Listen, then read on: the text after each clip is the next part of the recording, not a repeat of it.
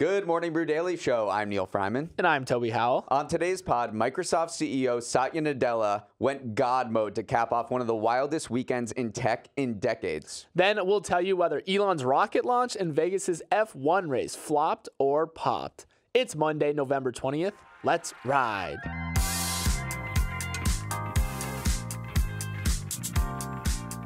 Toby, remember Erin Madsen? We talked about her on the show over the summer. She was a superstar field hockey player at UNC who was hired by the Tar Heels right after she graduated, becoming the youngest head coach in D1 college athletics at just 23 years old. Now, she is the youngest championship-winning coach in D1 history. Over the weekend, Madsen led her team to a double overtime win in the NCAA Finals over Northwestern. So if my calculations are correct, she is on pace for infinity national championships as a head coach. She's just a born winner. I actually saw highlights of the shootout on my TikTok feed natively. It was electric, so exciting to watch, and I have played field hockey before. They make it look so much easier than when I was playing. It's very hard, very sore glute muscles. It's not the back that gets you. It hurts my back when I watch because they're bending over. Yeah, no, for me, it was the glutes, so congrats to Erin, though. Amazing, amazing record. Before we start the show, a quick shout out to our sponsor, Brex. Neal, Thanksgiving is right around the corner, and I have an idea for some Thanksgiving Day small talk. Why not bring up Brex? I could see it. Hey, Mom, pass the mashed potatoes. And also, have you considered that Brex automates expense management for efficiency, speed, and accuracy? Sure, Grandpa. I'll save you some gravy. Just like Brex saves your team time and money so they can focus on doing what they were hired to do. I don't know. I'd probably invite us over. Me too, Neal. Me too. Check out Brex.com today. Let's get into the show. Neal, forget the Kardashians. Forget the Real Housewives. Silicon Valley has all the drama you could ever need, and it was on full display this weekend. We almost called for an emergency Saturday podcast because, shockingly, OpenAI's board pushed out co-founder and CEO Sam Altman seemingly completely out of the blue on Friday. When I say out of the blue, I mean it. Not even Microsoft, which invested $13 billion into the company, was notified. But Microsoft wasn't going to sit idly by and let their AI bet get upended like this. And early this morning, Satya Nadella pulled off an absolute business masterstroke. He hired Sam Altman and former OpenAI president Greg Brockman to lead an advanced AI-focused research lab within Microsoft. He did this while also preserving its previous relationship with OpenAI's team, now led by former Twitch CEO Emmett Shear. We'll see how the market reacts this morning, but this will likely go down as a very, very valuable piece of corporate maneuvering as Microsoft remains in the driver's seat of the AI race with Sam and Greg in tow.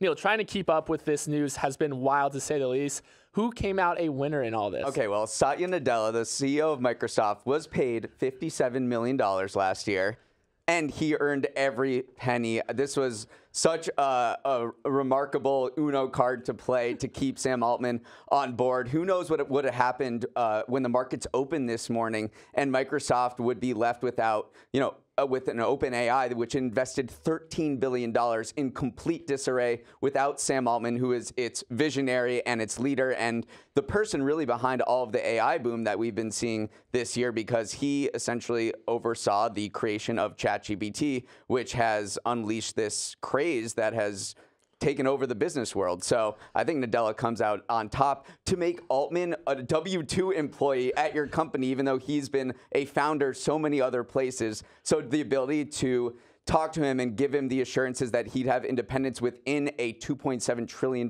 company like Microsoft is it's a genius bit of corporate maneuvering. Yeah, it happened very early this morning. We woke up to the news and we're like, Satya, man, like what a play from him. But this whole thing has been very Steve Jobs-esque because first of all, the tech community 100% rallied around Sam Altman when the news first broke, and everyone was bashing the board's decision, calling it it's a de-evolutionary process or a degrowth process where they're favoring safety and moving slower over moving fast and breaking things. And so they said it was irresponsible, Steve Jobs getting fired by Apple in the 80s. But then also it was just so confusing trying to keep up to date with everything that was happening. At one point, everyone in the industry was just quote tweeting each other's tweets with heart emojis. And then Sam Altman posted a tweet with the first line that said, "I love you all," which which if you take the first letters of each word, spells out Ilya, which is the name of a prominent OpenAI board member who many think was behind his dismissal. So people were really reading in between the lines here and trying to figure out what's going on. That is pretty hardcore. Let's talk about Ilya Sutskever, because he is the guy who is seen to have engineered Sam Altman's firing. And there appeared to be a schism at OpenAI. OpenAI was created in 2015 as a nonprofit with the goal of creating safe artificial general intelligence. It was not intended to make money. And then in 2019, Sam Altman said, we need more investment, we need more money here, and took the company in a different direction and went for profit. He burned a lot of bridges, especially with Elon Musk, who was also a co-founder of OpenAI. And so I guess bubbling under the surface, no one really knew about this until the firing took place. But there appeared to be a major conflict, and this reflects a conflict that has been happening all over the AI industry between the camp that says this is going to destroy humanity one day. We need to take this seriously and take it slow. And then the Sam Altmans of the world, where it's like, we need to go as fast as possible with AI because it will ultimately save lives and also help us reduce the other existential risks that humanity faces, like climate change and whatever. So this conflict within OpenAI is just a microcosm of the broader conversation happening around AI right now. It did shine a light on OpenAI's ridiculous corporate structure, because you have a for-profit company that is answering to a nonprofit board. And so again, that just added a lot of fuel to the fire of the people who saying that here's a board who have never been founders in their lives. Like some of them are from academia. So it really fueled those kind of battle lines of the tech community of, should we be pursuing growth at all costs, or should we do it in a more safer way? So what do you think happens next year? Well, I think Sam and Greg go and build what they've always wanted to build under Microsoft's umbrella. I do think OpenAI is going to have a massive, massive talent drain. A lot of people are likely going to follow Sam and Greg to Microsoft. So I don't think OpenAI will ever be the $80 billion company it was trying to be. It was trying to raise another funding round.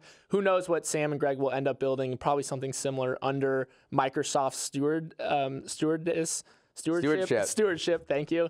But yeah, OpenAI definitely comes out of this the loser, in my opinion, because again, these Sam and Greg were the heart and soul of the company. So I think but maybe they're left to pursue their original nonprofit dreams of building safer AI with no talent to build it. That's the only issue. So yes, go play. I think with a lot of AI toy researchers may look at the new OpenAI without Sam Altman and say that may be something I'm more interested in. There are a bunch of other startups that are focused on AI safety, like Anthropic. That was former OpenAI people that didn't like the direction of OpenAI as well. So it may not be this valuable company, but they could have influence in the future of AI development. So we'll just have to see. Okay, Argentina is taking a leap into the unknown, and that unknown is a guy who wields a chainsaw named Javier Milei. Milei was elected president last night, culminating a stunning rise to power for someone who has zero political experience. Milei has been called an anarcho-capitalist for his radical libertarian views on the economy, and he's got a set of proposals that are sure to shake things up in Argentina with major spillover effects for the rest of the world. And someone to shake things up is what Argentina wanted, for better or worse.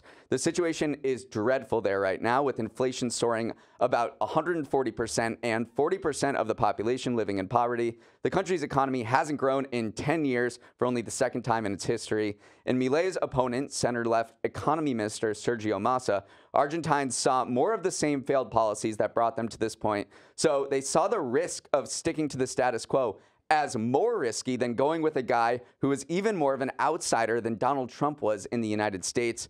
The bottom line, Argentina just took a drastic rightward turn because they have nothing to lose. Yeah, they definitely jumped into the unknown because it's better than what they had. Some of Milei's campaign promises, he's promised to slash public spending. He also promised to dollarize the economy, which means adopting the U.S. dollar instead of the Argentinian peso. He wants to shut down the central bank, cut the number of government ministries from 18 down to 8. That's the chainsaw I was mentioning first. He wielded a chainsaw at these campaign rallies to show how he's going to cut public spending by a lot.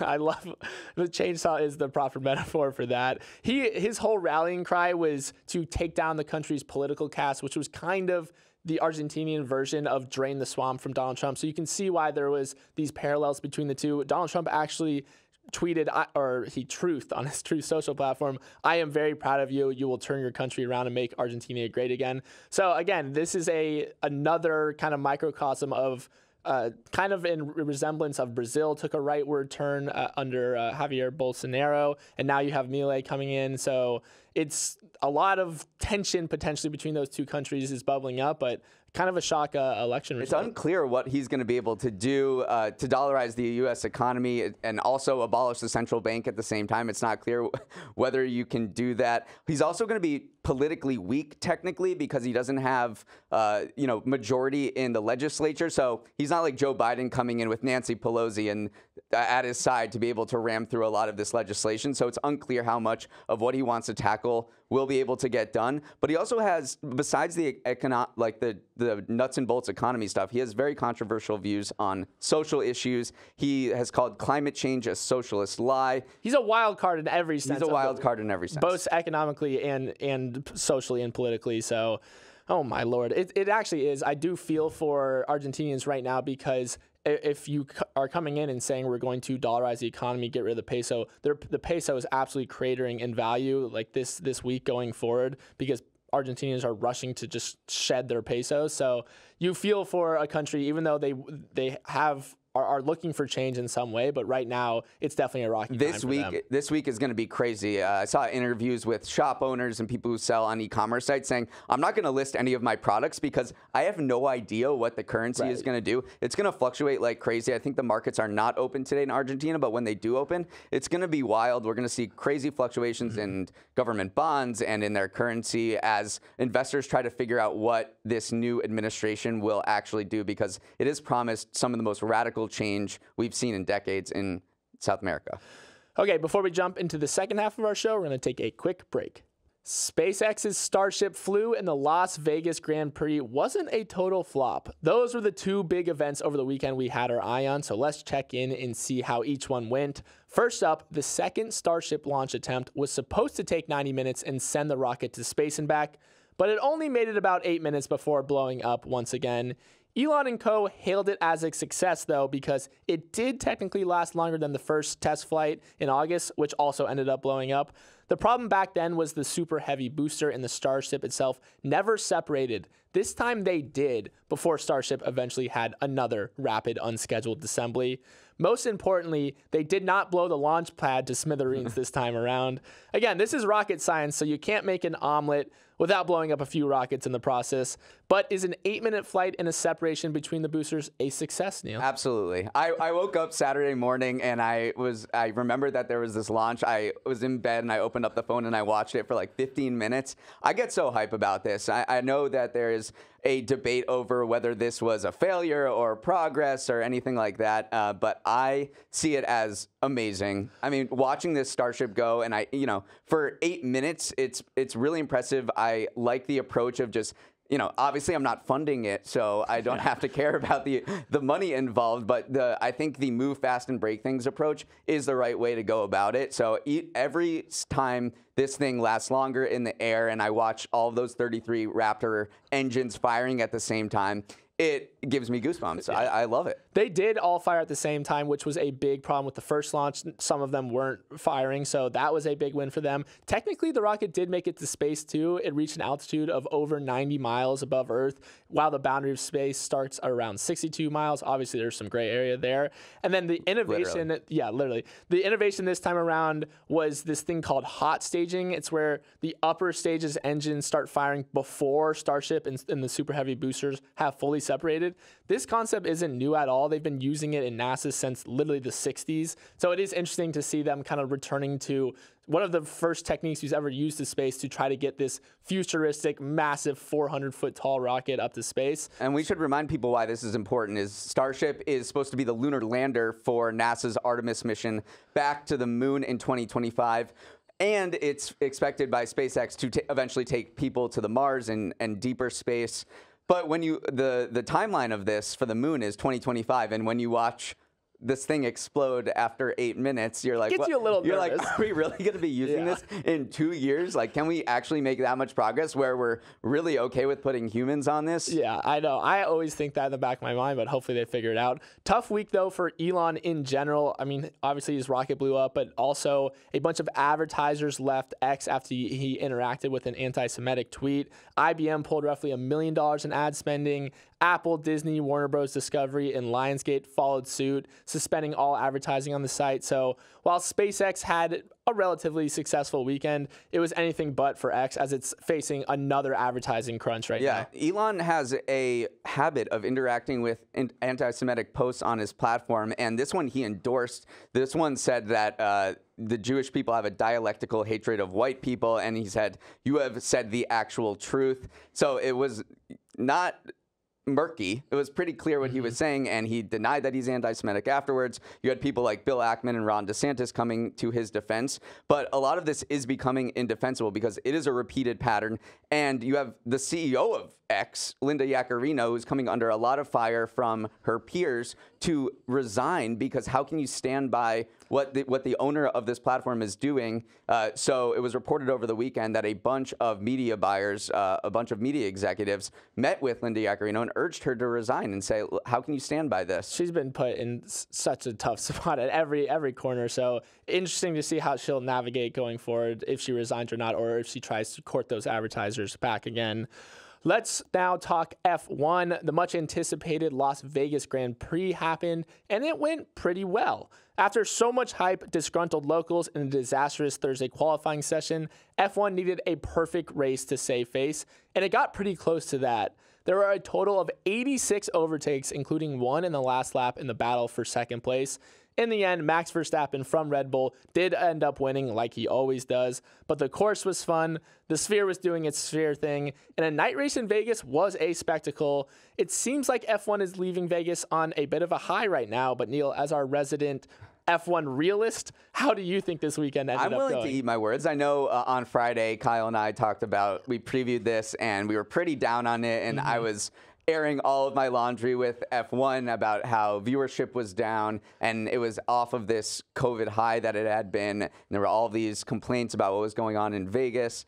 And you know what? Turned out pretty well. I'm willing to change my stance. I don't think this generally changes the overall trajectory of it, but I think Vegas put itself in a position. It signed a 10-year deal with F1, so this isn't going anywhere. And I think people are leaving on a bit of a high after watching this race, even though I don't think anybody on the East Coast watched it because it was at 1 a.m. Yeah, that part was really bad. Also, some fans filed a class action lawsuit against F1 after they were kicked out from viewing areas on Thursday night. Remember, there was that huge problem with the qualifying session. A valve popped up and made a huge delay. They had to repair the track, and then by the time they fixed everything, all the fans had to go home, and so they didn't get to watch anything.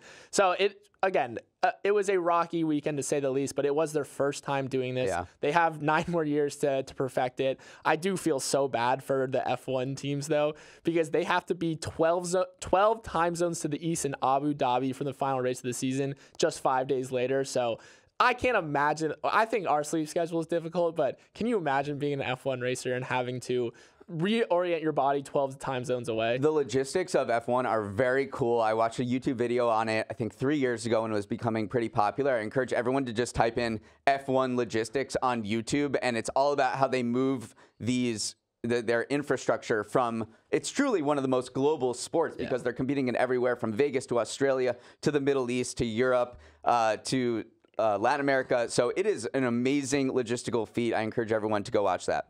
Okay, let's head to our winners of the weekend, where Toby and I will share 2 things that had an even better weekend than Satya Nadella. I won the pre-show Frisbee golf round, so I get to go first. And my winner is U.S. infrastructure. That's because a busy 1-mile stretch of I-10 in Los Angeles has reopened for the commute this morning, just 9 days after it was closed due to an arson fire, causing all types of traffic headaches. Just last week, Governor Gavin Newsom said it would take up to 5 weeks to fix the highway, so they repaired it way ahead of the original timeline. And that reminded me of what happened earlier this summer in Philadelphia when I-95 was damaged and the city fixed it in just 12 days, also way ahead of schedule. So, Toby, I can think of 3 possible explanations for this. Either America's regained our infrastructure mojo, politicians are getting very savvy about setting a low bar, or the people in power just don't want to give you any more excuses for not coming into the office. I think it's a combination of all three. But how do you feel about LA beating Philly? Remember how much we celebrated Philly? You're like, wow, what a great infrastructure. And they nabbed them by 3 days here. How do you feel about that? Well, I don't know the extent of the damage. I've never repaired a highway before. All I know is Philadelphia came together much more as a city than Los Angeles did. I mean, you had Gritty there, you had the Fanatic. So Philly seemed to have a lot more civic pride than Los Angeles regarding this highway, and I think it reflected the supremacy of Philadelphia over Los Angeles. Lots more brotherly love is what you're saying. Gotcha.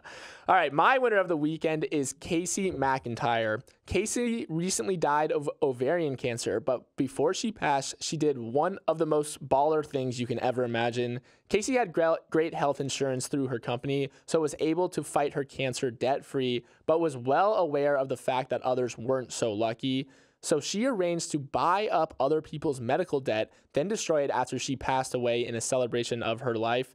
It turns out this is totally a thing you can do. Buy up debt for pennies on the dollar, then work with an organization like RIP Medical Debt, in Casey's case, to wipe it out. As of Saturday, around $200,000 have been donated to RIP Medical Debt in Casey's memory, which would wipe out approximately $20 million of unpaid medical bills. I can't think of a more selfless way to leave your time on Earth, Neal. I also didn't really know that this was a thing that you could do. Me neither. This is crazy, but it seems that her story was she had really good cancer care at Sloan Kettering and looked at other people who were lower income and didn't have insurance and weren't able to and saw their medical debt ballooning, which is a thing. I mean, there's I think $195 billion in medical debt total. We talk a lot about student loans, but this is also a massive problem. And she did something. You said baller. I mean, that's the best way to describe it. It is so incredible what she did. And you can also look at what happened. You said, why do we even need this in the first place? The U.S. has the highest healthcare costs in the world. So whenever these stories come out about people being super charitable and generous about helping others pay off their medical bills, it's a time to reflect and say, why is this an issue in the first place? Yeah, just think about the decision people with cancer are put in. Should you pay your mortgage that much or make another payment towards your medical bills? Do I want to extend my life for a couple more years or months, or should I just leave my savings to my children going forward? So it puts you in an incredibly difficult position. So to do this as kind of your final, she called it a celebration of her life, changing the lives of so many other people. I would highly encourage everyone to check out RIP Medical Debt, because you can go and donate to Casey's cause and also to anyone else's cause there. So just an incredible organization and an incredible story. That's my winner of the weekend. I checked last night and it was over 300,000, well over 300,000. So that's equivalent to $30 million. Okay, let's head to our week ahead, where the only thing that really matters is Thanksgiving. So let's start there with some data on Thanksgiving travel. It's going to be a record-setting holiday for airlines. Airports are expecting to screen 30 million passengers between November 17th and the 29th, the most ever. The Sunday after Thanksgiving will be the busiest of any day, with 2.9 million very full passengers returning from their travels. The good news, prices are cheaper even than pre-COVID times. Thanksgiving flight deals averaged $248 for domestic round trips, compared to $271 last year and $276 before the pandemic in 2019. What inflation? Oh my gosh. I always see these stats and I always feel the pain of seeing the flights home. So I feel like someone is getting the good prices, but it's definitely not going home to Florida for sure. And so, yeah, I feel like we do always see these.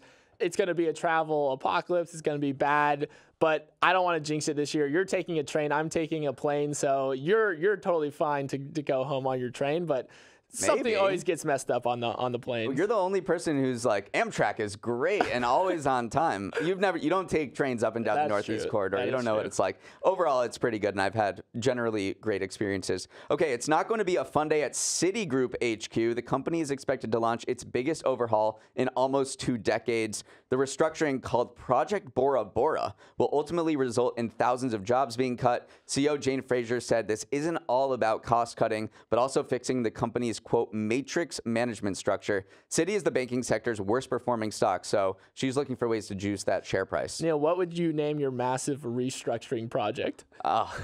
I have one. I'd probably resign before I had to do that because I'm a wimp. Get this, though. I'd name it Project Athena because she was born out of Zeus's head. What is a restructuring project if not a new birth from the head of a CEO? Project Phoenix, maybe. Yeah, that's a good one. Okay, in the earnings world, it's a shortened holiday week, but there are some major reports on the way. Expectations are sky high, as always, for NVIDIA, the tech giant at the forefront of the AI gold rush. Then you also have a bunch of retailers reporting like Kohl's, Nordstrom, Lowe's, and Best Buy.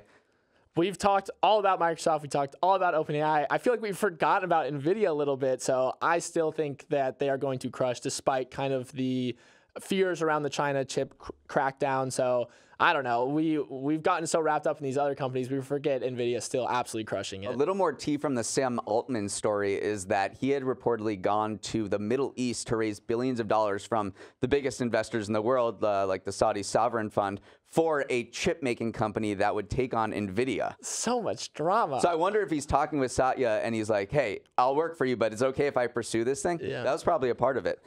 And then if you're not into football, there's still plenty to watch this week, including the Squid Game reality show coming to Netflix on Wednesday. On this show, contestants will compete for $4.56 million in prizes in contests that should have much lower stakes compared to the original series. Also on Wednesday, Napoleon hits theaters, directed by Ridley Scott and starring Joaquin Phoenix. I think Napoleon is some men's Roman Empire. It's not mine, though, Neal. It's so gray. Every trailer I've seen is so gray. The color coding to me is just a little off. Let's put some color back in movies. Come on, Ridley. I'm very excited. I love a good historical epic. The best quote from this was Ridley Scott, the director. He shot a scene where Napoleon shot cannons at the pyramids. And he was asked, did this happen? And he goes, I don't know if he did that, but it was a fast way of saying he took Egypt. So there's a peek behind the screen of the filmmaking process. All right, we have to end it there and let you get a start to your day. Hope it's a great one. T-minus 3 days until Thanksgiving. You can direct all of your questions, comments, concerns, and unhinged rants to Morning Brew Daily at morningbrew.com. We'll be ready. Let's roll the credits. Emily Milliron is our editor and producer. Samantha Velez is our associate producer. Uchenna Ogu is our technical director. Billy Menino is on audio. I've received an update from Hair and Makeup about their Vegas weekend. They lost $2K on a single poker hand at the Bellagio. Devin Emery is our chief content officer, and our show is a production of Morning Brew. Great show today, Neal. Let's run it back tomorrow.